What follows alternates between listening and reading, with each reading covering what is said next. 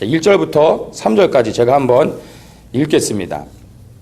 무리가 옹이하여 하나님의 말씀을 들을새 예수는 게네사렛 호숫가에 서서 호숫가에 두 배가 있는 것을 보시니 어부들은 배에서 나와서 그물을 씻는지라. 예수께서 한 배에 오르시니 그 배는 시몬의 배라.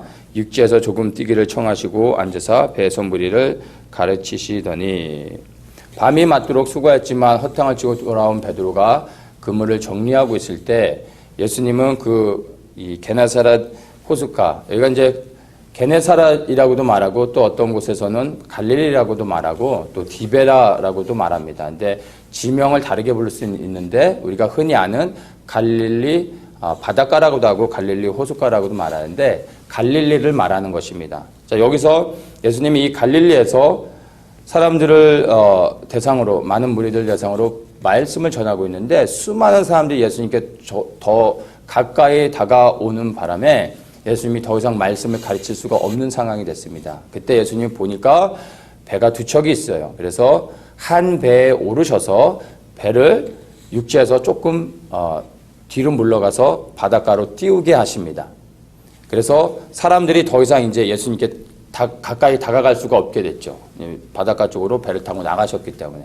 그래서 이 해안가에 수많은 사람들이 예수님의 말씀을 듣기에 모여 있는 상황에서 배에 오르셔서 예수님이 이제 육지에서 약간 떨어진 곳으로 나가서 그 배에 서서 사람들을 계속해서 가르치시는 것입니다. 근데 그 배가 누구의 배냐면 바로 시몬 베드로의 배였던 것입니다. 그렇게 해서 이제 예수님께서 계속해서 말씀을 가르치고 이제 이 하나님의 말씀을 전하였던 것입니다. 이것이 1절부터 3절까지의 이제 내용입니다. 자, 이제 이렇게 해서 예수님께서 말씀을 다 가르치시고 난 후에 그 다음에 이제 베드로에게 이렇게 말씀하십니다. 4절에 말씀을 마치시고 시몬에게 이르되 깊은 데로 가서 그물을 내려 고기를 잡으라. 예수님께서는 항상 말씀을 전하시고 나면 귀신을 쫓아내고 병을 고치셨습니다. 그냥 말씀을 전하는 것과 능력을 행하는 것을 항상 같이 하셨습니다. 그래서 말씀이 선포되고 나면 귀신을 쫓아내고 병을 고치는 것을 통해 말씀의 능력을 실제로 사람들이 경험하게 하심으로 인하여 그 살아계신 말씀, 그 능력을 행하는 예수 그리스도를 더욱더 신뢰하고 그 예수 그리스도를 구세주로 믿게 하는 그러한 일들을 하셨던 것입니다. 그래서 예수님께서 말씀을 전하고 난 후에 곧바로 베드로에게 깊은 곳에 가서 그물을 던지라고 말씀을 하셨다라는 것은 바로 이제 말씀을 선포한 이후에 그 말씀의 능력을 실제적으로 베드로에게 경험할 수 있도록 그 말씀의 능력을 볼 수 있도록 예수님이 기회를 주시는 것을 우리가 볼 수 있습니다. 근데 여기서는 예수님이 그냥 고기가 막 잡히도록 했던 것이 아니라 베드로에게 깊은 곳에 가서 그물을 던지라고 하셨습니다. 이것은 하나님의 기적을 경험하기 위해서 베드로의 믿음의 어떤 선택이 요구되어지는 것을 볼 수 있습니다. 그러니까 많은 경우에 때로는 예수님께서 우리의 믿음과 상관없이 어떤 기적들을 행하여 보여주시기도 하지만 대부분의 경우는 우리의 믿음의 선택을 통해서 그 기적을 경험하게 하십니다. 이것이 일반적으로 주님께서 기적을 보게 하시는 방법인 것입니다. 그래서 예수님이 이미 베드로에게 기적을 경험할 수 있는 기회를 주셨는데 그것은 전적인 베드로의 선택에 달려 있는 것을 볼 수 있습니다. 이것이 매일의 삶 속에서 수많은 그리스도인들의 삶에 동일한 그 여정인 것을 우리가 볼 수 있습니다. 우리가 매 순간 하루를 살아가면서 수많은 선택들의 어떤 그 과정이 있는데 우리가 무엇을 선택하느냐, 믿음으로 그리스도를 쫓아 선택하느냐 아니면 나의 지식과 경험과 내 상황과 기분과 감정에 따라 선택하느냐에 따라 하나님의 은혜를 경험하고 기적을 볼 수도 있고 그렇지 않을 수도 있다는 것입니다. 여기서 말하는 기적은 죽은 자가 살아나는 그런 기적이 아니라 매일의 삶 속에서 하나님의 은혜 가운데서 이렇게 하루를 승리하며 살아갈 수 있는 그런 은혜를 말하는 것입니다. 그런데 그 모든 것은 우리의 선택에 있다라는 것을 이 지금 본문을 통해서 우리가 발견할 수 있다라는 것입니다. 그래서 하나님은 일방적으로 우리의 삶 속에서 기적을 행하시는 것이 아니라 우리에게 기적을 경험할 수 있는 기회를 주시고 그것을 믿음으로 우리가 반응하기를 원하신다는 것입니다. 정말 매일의 삶 속에서 그리스도의 그 은혜와 기적을 경험하기 원한다면 여러분 말씀에 순종하는 그러한 선택이 요구되어지는 것입니다. 그 순종을 통해 매일의 삶 속에 하나님의 은혜와 기적을 경험하시는 여러분들 되시기를 축복합니다. 자, 여기서 어쨌든 이러한 상황 가운데서 베드로에게는 큰 믿음이 요구되어지는 것을 우리가 볼 수 있습니다. 왜냐하면 베드로는 전문가이기 때문입니다. 무엇의 전문가죠? 고기 잡는 것에 대한 전문가인 것입니다. 이것이 베드로에게 지금 예수님의 말씀에 순종하는 데 있어서 큰 걸림돌이 되는 것을 볼 수 있습니다. 다시 말해서 영어 선생이 수학 선생한테 수학 공식을 설명하고 가르치고 있는 거예요. 이런 문제는 이러한 공식으로 이렇게 풀어야 된다라고 설명하고 있는 것과 마찬가지입니다. 그 말이 맞다 할지라도 그 수학 선생이 그런 얘기가 들어올 수 있겠습니까?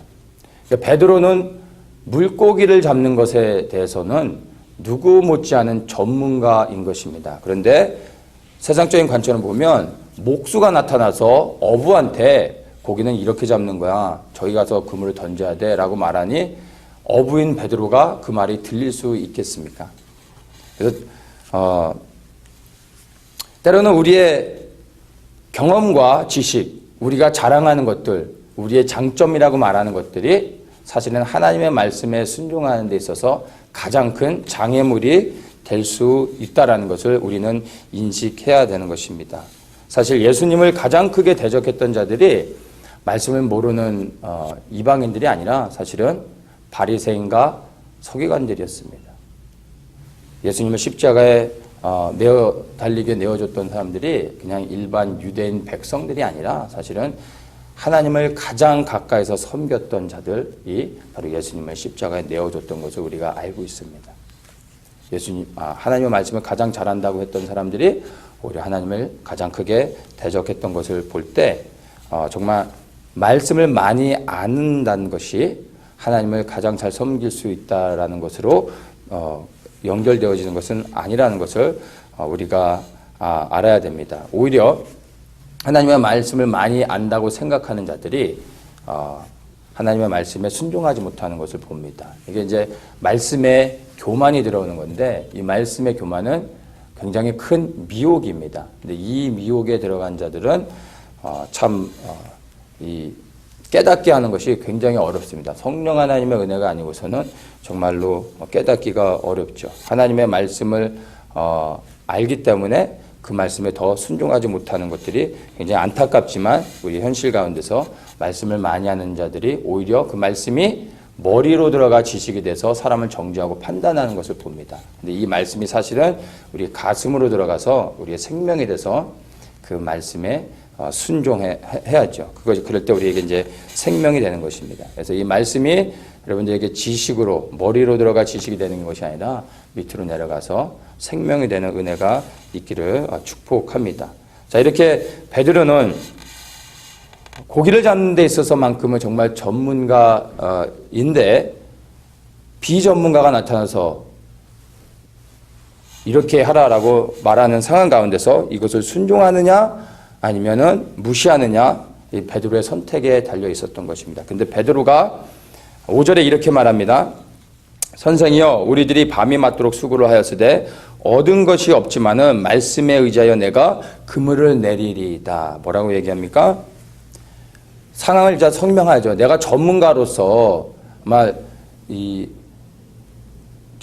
모든 최선의 노력들을 다 했지만 밤이 맞도록 내가 고기 한 마리 잡지 못했습니다. 그런데 예수님께서 말씀하셨기 때문에 내가 다시 한번 그물을 던지겠습니다. 이 말은 던져봐야 고기는 잡지 못할 것 뻔하지만 예수님이 말씀해서 내가 말씀에 그냥 순종해서 그냥 던지겠습니다. 뭐 이런 거예요.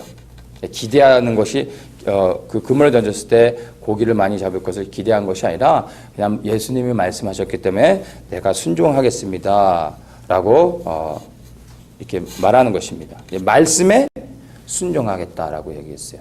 말씀에 순종한 결과가 근데 뭐죠? 6절에 보니까 고기를 애운 것이 힘이 많아 그물이 찢어지는지라. 말씀에 순종했더니 열매를 직심했습니다. 말씀에 순종했더니 고기를 얻게 됐어요. 말씀에 순종했더니 우리의 문제가 해결되는 것을 경험할 수 있다라는 것입니다. 말씀에 의지하여 행할 때 우리는 삶 속에서 반드시 열매를 맺을 수 있게 되는 것입니다. 이것이 영적인 원리입니다. 하나님의 말씀에 순종하는 것입니다. 말씀에 순종하기 위해서는 말씀을 가까이 해야 되겠죠. 자, 그런데 여기서 베드로가 어떻게 예수 그리스도의 말씀에 순종할 수 있었느냐라는 것을 우리가 좀 살펴봐야 됩니다. 말씀드린 것처럼 베드로는 고기 잡는 거에서만큼은 전문가인데 비전문가가 지금 다시 고기를 깊은 곳에 가서 그물을 던져라 그러면 고기를 잡을 것이다 이제 이렇게 말씀해 주신 거예요. 근데 어떻게 베드로가 예수님의 말씀에 이렇게 순종할 수 있었을까요? 네, 이것을 보면 예수님께서 베드로의 배에 타셔서 많은 무리들에게 말씀을 가르치셨습니다. 누구보다도 가장 가까이에서 말씀을 들었던 사람이 베드로인 것입니다. 예수님이 말씀을 전하시고 베드로에게 즉시로 이제 깊은 곳에 가서 그물을 던지라고 하셨다는 것은 그리고 그 말씀에 베드로가 순종하는 것을 볼 때 예수님이 무리들에게 가르치셨던 그 말씀과 연관이 있지 않나 우리가 생각해 볼 수 있습니다. 왜냐하면 베드로가 뜬금없이 그냥 예수님의 말씀에 순종하겠다는 것이 아니라 예수님이 가르치셨던 그 말씀을 듣고 그 말씀에 순종해야겠다라고 말하는 것이기 때문입니다. 그러면 우리가 예수님이 이 무리들에게 가르치셨던 말씀이 무엇일까를 좀 생각해 볼 필요가 있습니다. 그래서 제가 한번 무슨 말씀을 전하셨을까 생각을 해봤어요. 순종에 대한 말씀 하셨을까? 아니면 믿음에 대한 말씀을 하셨을까? 아니면 뭐 복 받는 거에 대해서 말씀을 하셨을까? 뭐 무슨 말씀 하셨을까 고민을 해봤습니다. 근데 답이 안 나오더라고요. 성경은 무슨 말씀을 전하셨는지에 대해서 언급하고 있지 않습니다. 사실 예수님께서 어떤 말씀을 전하시긴 하셨겠지만 그것을 성경이 기록하지 않고 있다는 것은 중요한 것은 어떠한 말씀을 전했느냐가 우리에게 중요한 것은 아니라는 것입니다. 그래서 그것을 기록하지 않은 것을 우리가 볼 수 있습니다. 고등학교 이제 친구가 있는데 고등학교 때 이제 늘 같이 이제 학교를 다니고 친하게 지냈었는데 이 친구 집에 가면 늘 이 친구가 이렇게 잠언서를 매일 한 장씩 읽었어요. 이 친구가 성경을 읽는 친구가 아닌데 잠언 다른 건 안 읽고 늘 잠언서 한 장씩 매일 읽는 거예요. 그리고 이렇게 노트에다 체크업을 해요. 너 왜 읽냐? 그랬더니 몰라요. 엄마가 하도 귀찮게 해서 그냥 어쩔 수 없이 한 장씩 읽어야 돼 하고 그러면서 한 장씩 읽더라고요. 나중에 그 이제 친구 어머님이 저한테도 얘기해 주시는데 이제 신실하신 분이에요. 교회도 열심히 다니고 열심히 잘 섬기시는 분인데 저한테 이제 또 말씀하시는 거예요. 잠언서는 지혜서다. 잠언서를 읽으면 하나님의 지혜가 임한다. 너는 고등학생이다. 지혜가 필요하니까 너 이누야 너도 잠언서를 매일 읽어라. 그러면 지혜가 임해서 공부 잘할 거다. 그러시더라고요. 그래서 이 친구 어머님이 친구에게 잠언서를 읽게 하신 이유가 지혜를 얻어서 공부 잘하고 그래서 좋은 대학에 가게 하기 위해서 잠언서를 읽게 하시는구나. 그래서 다른 건 안 읽고 늘 잠언서를 매일 그냥 고등학교 때 한 장씩 읽게 하셨어요. 나중에 이제 이 친구가 이제 커서 세월이 흘러서 미국에 와가지고 박사학위를 마치고 한국에 돌아가서 좋은 직장에 취직해서 지금 생활하고 있습니다. 그래서 아마 이 친구 어머님이 잠언서를 읽게 하셔서 이 친구가 지혜를 얻어서 미국에서 박사학위까지 공부하지 않았나 생각을 해볼 필요가 있어요. 근데 이제 제가 볼 때 좀 안타까운 것이 이 친구가 잠언서만 읽고 복음서를 안 읽어서 그런지 이 친구가 복음을 깨닫지 못해서요. 지금 교회를 다니지 않고 있습니다. 잠언서를 읽었더니 지혜가 임한 겁니까? 그러면 아가서를 읽으면 사랑에 빠지는 겁니까? 계시록을 읽으면 예언의 영이 임하는 겁니까? 그런 게 아니죠. 어떤 특정한 성경을 읽었더니 어떤 특별한 은사와 능력이 임하는 게 아닌 것입니다. 성경 66권 말씀 자체가 살아계신 하나님의 생명인 것입니다. 그 어느 말씀 하나 우리가 버릴 것이 없습니다. 그래서 어떠한 특정한 성경과 어떤 구절이 우리에게 효력을 발휘할 수 있는 것이 아니라 하나님의 말씀 자체가 우리에게 생명의 능력이 되는 것입니다. 그래서 어떤 구절만 찾아서 그것만 붙잡을 것이 아니라 그냥 하나님의 말씀을 보는 것입니다.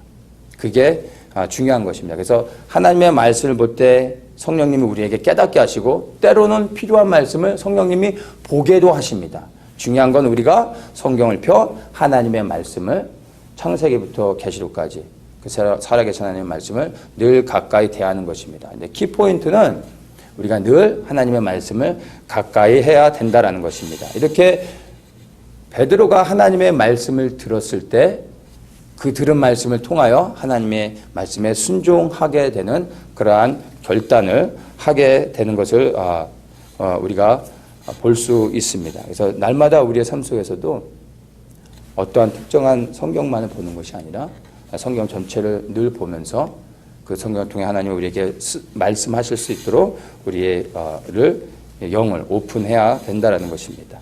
자, 이렇게 말씀에 순종해서 깊은 곳에 가서 그물을 던졌더니 이 엄청나게 많은 고기를 잡았는데 어느 정도였냐면요. 이 그물이 찢어질 정도였어요. 그래서 다른 배를 불러가지고 7절에 보면 두 배에 가득 채웠는데 고기가 너무 많아서 배가 잠길 정도가 됐다라고 지금 성경이 말해주고 있다라는 것입니다. 그런데 여기서 이제 재미난 것이 8절에 베드로의 고백입니다. 허탕을 쳤는데 예수님의 말씀에 순종해서 엄청나게 많은 고기를 잡았어요. 자, 그러면 일반적으로 그 고기를 잡은 베드로의 대답이 뭐가 돼야 됩니까? 감사합니다, 예수님. 이 은혜를 잊지 않겠습니다. 할렐루야. 이런 게 아주 제일 흔한 거죠. 근데 베드로가 어떻게 고백하고 있는지를 한번 보겠습니다. 8절입니다. 시몬 베드로가 이를 보고 예수의 무릎 아래 엎드려 가로되 주여 나를 떠나소서 나는 죄인이로소이다. 이렇게 말하고 있는 거예요. 고기를 많이 잡았어요. 고기를 많이 잡았는데 베드로는 주님 나는 죄인입니다. 라고 말하는 거예요. 좀 뭔가 맥센스가 되지가 않잖아요. 그렇죠? 우리의 삶 속에서 어떤 문제가 생겨서 예수님께 기도했을 때 예수님 문제를 해결해 주셨어요. 예수님을 믿어서 우리가 예수님의 은혜를 입고 복을 받았어요. 그때 여러분들의 고백은 뭡니까? 지금 나는 죄인입니다. 라고 고백하십니까? 흔히 예수님 감사합니다. 라는 게 일반적인 대답이 돼야 되잖아요. 그게 일반적인 반응인데 베드로는 지금 고기를 많이 잡아서 다른 이제 동료들은 기뻤겠죠. 막 흥분하고 너무 좋아서 어찌할 바는 몰랐겠죠. 근데 베드로는 오히려 두려워하면서 예수님 무릎 앞에 꿇고 주님 나는 죄인입니다. 나를 떠나소서. 이렇게 말하고 있다라는 거예요. 근데 여기에 베드로가 예수님의 수석 제자가 될 수 있었던 비결이 담겨져 있습니다. 베드로는 물고기를 잡는 데 있어서는 전문가라고 말씀을 드렸습니다. 그래서 말씀에 순종하여 그물을 내리겠습니다라고 했지만 전혀 기대하지 않았어요. 그냥 그의 전문성을 발휘할 때, 그의 경험과 지식을 볼 때 절대 고기가 잡히지 않는 것입니다. 그냥 예수님의 말씀에 순종했을 뿐입니다. 그런데 그가 엄청나게 많은 고기를 잡았습니다. 그것도 배가 잠길 정도로 고기를 잡게 됐던 것입니다. 자, 이것을 통해 그는 이것은 내가 고기가 지나가는 곳을 정확히 알아서 잡았기 때문이 그물을 내렸기 때문이 아니라 이거는 완전한 초제한적인 하나님의 역사가 아니고서는 되어질 수 없다라는 것을 전문가로서 직감했던 것입니다.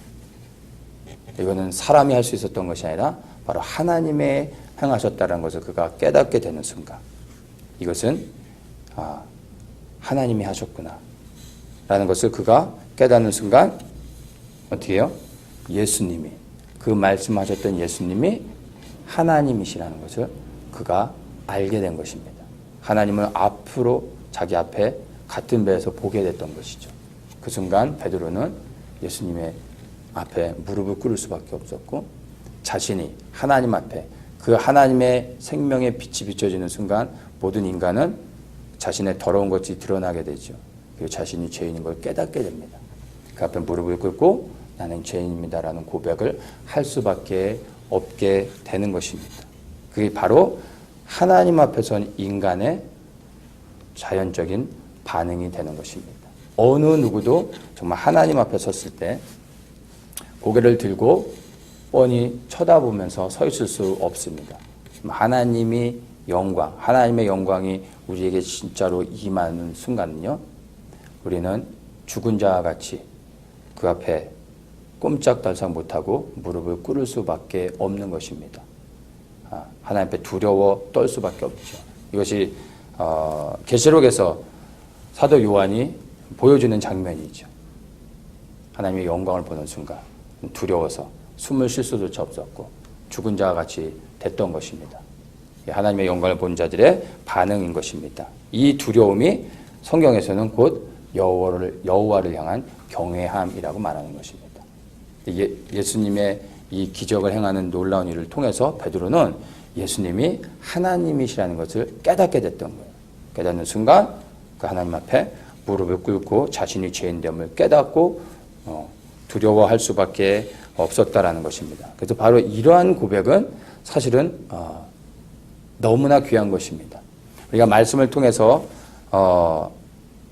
이렇게 성령님이 조명해 주실 때 그 말씀의 깊이를 깨달아 알 때가 있습니다. 그러면 우리가 무릎을 치면서 이런 말씀의 의미가 이런 것이었구나 하고 깨달으면서 하나님께 감사할 때가 있어요. 그런데 그것보다 더 중요한 거는요, 우리가 말씀을 깨닫는 순간 그 말씀 앞에 무릎을 치며 이런 거였구나가 아니라 그 말씀 앞에 무릎을 꿇으며 내가 죄인됨을 발견해서 그 앞에 무릎 꿇고 하나님 앞에 회개하며 죄사함을 위해 기도하는 것, 바로 그게 사실은 말씀을 통해 깨닫는 가장 큰 지혜이고 은혜가 되는 것을 볼 수 있습니다.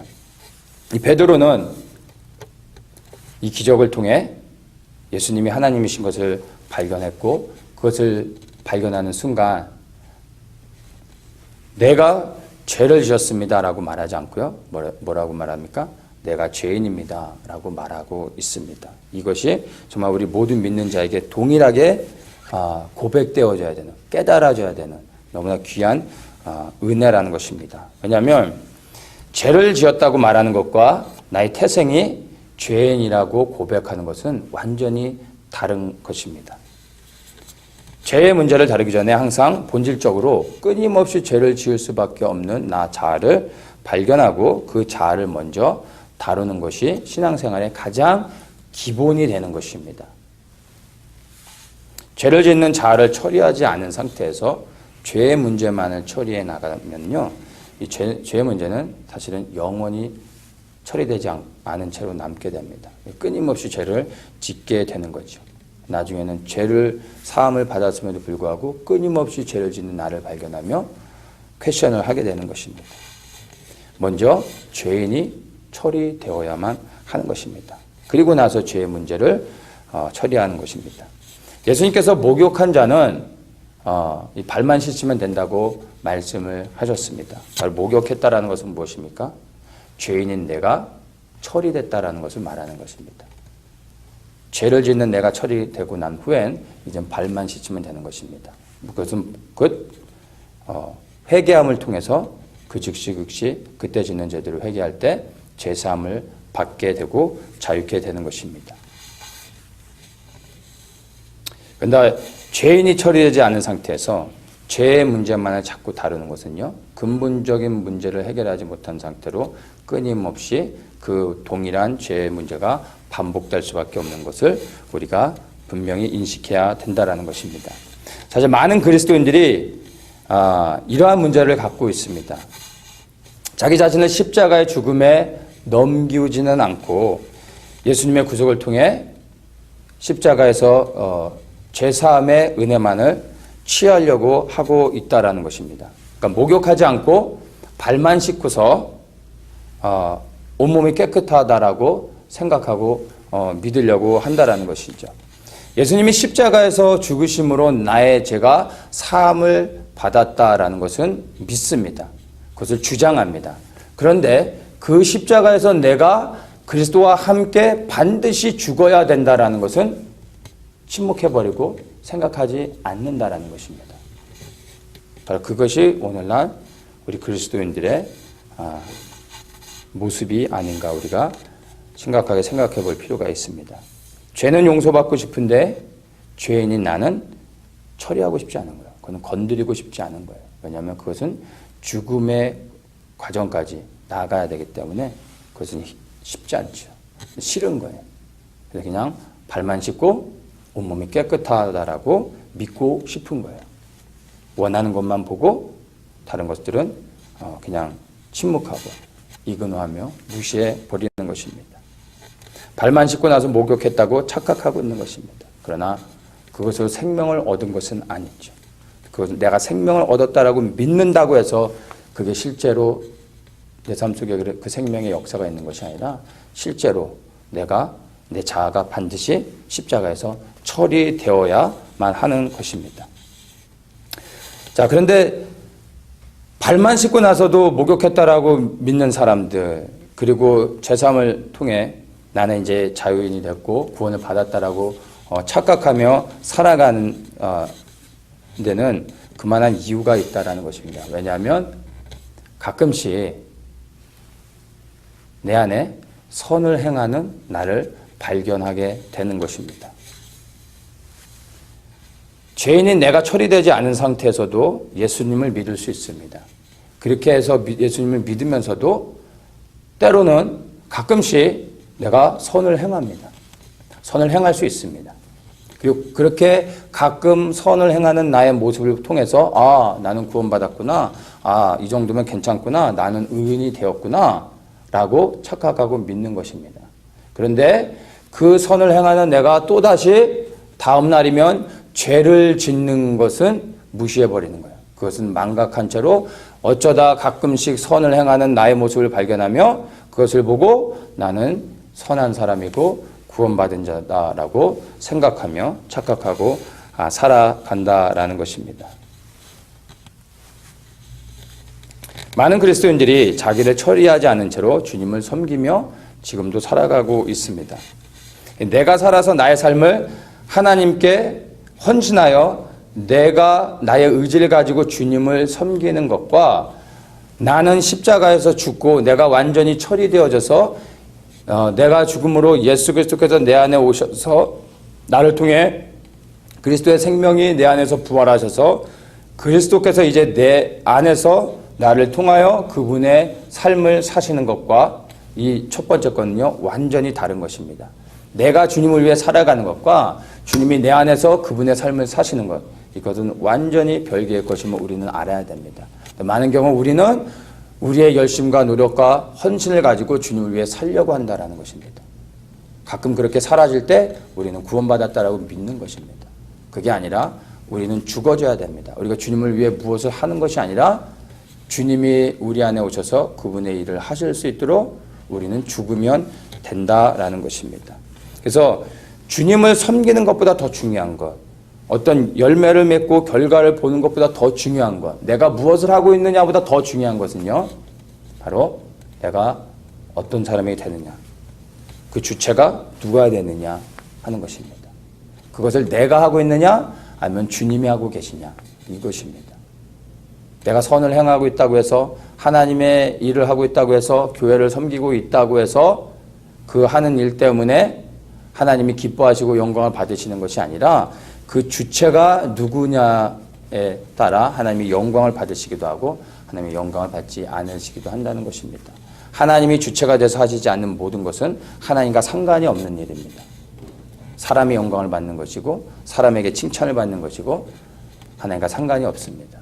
그 주체가 하나님이 되어져서 해야 되는 것입니다. 근데 하나님이 주체가 돼서 성령 하나님이 그 안에서 일하시기 위해서는 내가 반드시 처리되어져야 된다는 것이죠. 죽어야만 된다라는 것입니다.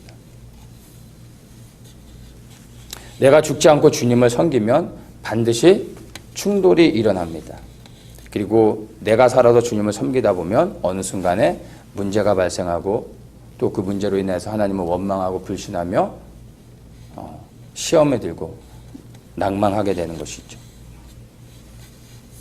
그러나 내가 주체가 되는 것이 아니라 예수 그리스도께서 내 안에 임하셔서 그분이 나를 통해 하나님의 뜻을 이루실 때는요, 그분이 모든 것을 행하시기 때문에, 문제 가운데서도 그분이 모든 것을 감당하시기 때문에 넉넉히 그 모든 것을 이기고 결국에는 승리하는 삶을 살아갈 수 있다라는 것입니다.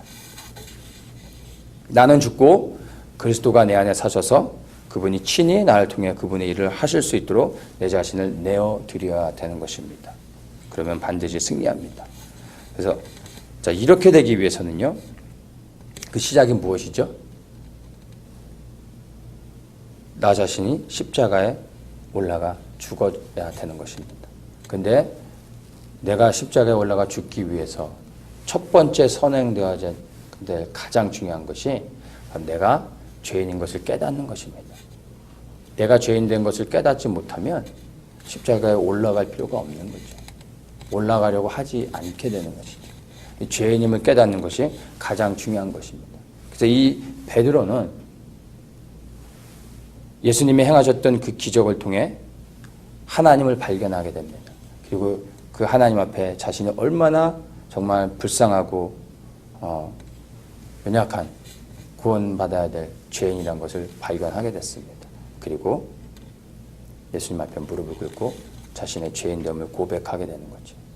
바로 이러한 죄인됨의 고백이 있을 때 비로소 베드로가 예수님의 제자가 되어 이제 말씀에 순종하여 살아가는 그러한 예수님의 위대한 사명을 감당하는 제자가 될 수 있었던 것입니다.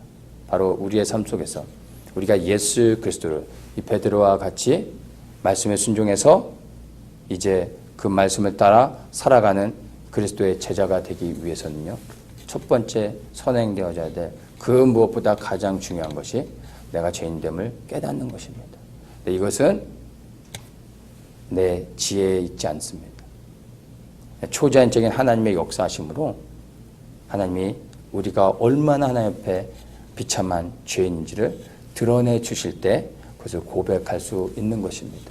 그래서 그 무엇보다도 말씀을 통해서 바로 내가 하나님 앞에 얼마나 큰 죄인지를 깨닫는 은혜가, 이 베드로에게 임했던 그 은혜가 우리에게 동일하게 임하기를 원합니다. 그래서 이 죄인됨을 깨닫고 나를 십자가에서 처리한 다음에 그리스도를 따라 충성스럽게 섬기는 주님의 일꾼이 되시기를 예수님의 이름으로 축복합니다.